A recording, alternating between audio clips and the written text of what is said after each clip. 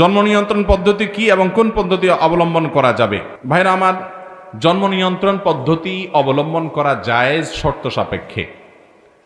প্রথম শর্ত হলো জন্ম নিয়ন্ত্রণের উদ্দেশ্য হতে হবে গ্রহণযোগ্য। সেটা কি? হয়তো কোনো কারণে ভদ্র মহিলার একটা বাচ্চা আছে, এখন আরেকটা বাচ্চা উপর্যুপরি হয়ে গেলে দুটা বাচ্চা মানুষ তিনি করতে পারবেন না, এরকম কোনো জায়গায় আছেন একাকী স্বামী স্ত্রী, কথার কথা।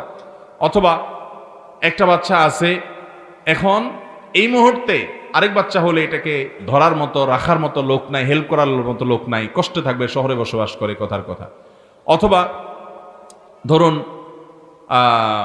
এই মুহূর্তে বাচ্চা হলে বাচ্চার মার জীবন হুমকির মধ্যে পড়তে পারে, তিনি অসুস্থ, অসহনীয় কষ্ট হয়, অনেক মহিলারা আছে, তাহলে সেক্ষেত্রে গ্যাপ দেওয়ার প্রয়োজন হলো, তাহলে এই সমস্ত উদ্দেশ্যে জন্ম নিয়ন্ত্রণ করা জায়েজ আছে।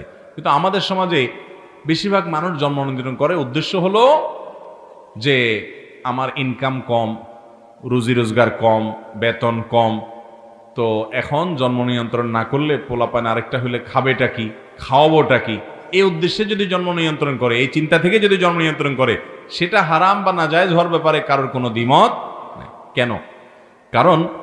কারণ সেটার মানে হলো আপনি আল্লাহকে রাজ্জাক হিসাবে বিশ্বাস করতেছেন না। আল্লাহ বলছেন ওয়ামা মিন দাব্বাতিন ফিল আরদি ইল্লা আলাল্লাহি, আল্লাহর জমিনে যত প্রাণী আছে সবার রিজিকের দায়িত্ব কে নিয়েছেন?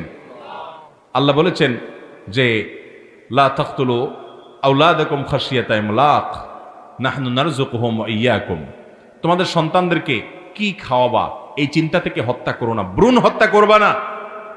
এটাও মানুষ হত্যা করা। আমরা অনেকে খুন করি না, মানুষ খুন করি না, নামাজ কালাম পড়েন মুসলমান, মানুষ খুন, ওরে বাবা এটা জীবন আপনি করেন নাই, কিন্তু ভ্রূণ হত্যা করছেন, মায়ের গর্ভে থেকে সন্তানকে ধ্বংস করছেন ওষুধ দিয়া, আছে না নাই এই রোগের রোগী, এটাও মানুষ হত্যা করার শামিল। আল্লাহ বলেছেন তোমাদের সন্তানদেরকে হত্যা করবা না, তোমরা খানা কি দিবা এই ভয়ে, আমি তোমাদেরকেও খাওয়াবো তাদেরকেও খাওয়াবো। কে খাওয়াবেন? আল্লাহ খাওয়াবেন। যত পশু পাখি পৃথিবীতে আছে তাদের রিজিক আল্লাহ তাআলা দেয় কি দেয় না? তাহলে আপনি আশরাফুল মাখলুকাত, আপনার রিজিকও আল্লাহ তাআলা দিবেনই দিবেন। অতএব রিজিকের চিন্তা থেকে জন্ম নিয়ন্ত্রণ করলে সেটা জায়েজ হবে। জন্ম নিয়ন্ত্রণ জায়েজ হওয়ার জন্য দ্বিতীয় শর্ত হলো পদ্ধতি হতে হবে অস্থায়ী। স্থায়ী পদ্ধতি এটা অবলম্বন করা জায়েজ নেই, যেমন লাইগেশন বা এ জাতীয় কোনো আপনার জন্ম নিয়ন্ত্রণ পদ্ধতি যে পরিপূর্ণভাবে স্থায়ীভাবে বাচ্চা নেয়ার ক্ষমতাই বন্ধ করে ফেলা, শেষ করে ফেলা, এটা জায়েজ নাই, হারাম। কারণ যে কোনো মুহূর্তে আপনার সন্তানের প্রয়োজন হতে, আল্লাহ আপনাকে দুইটা বা তিনটা সন্তান দিয়েছেন, দুইটাই মারা গেল, তিনটাই মারা গেল, এরপরে কি হবে? আল্লাহ না করুন একটা দুর্ঘটনা এরকম ঘটতে পারে কি পারে না? অতএব স্থায়ীভাবে জন্ম নিয়ন্ত্রণ করা জায়েজ নাই। ভাইরা আমার, আমাদের দেশে যেসব মিথ্যা কথা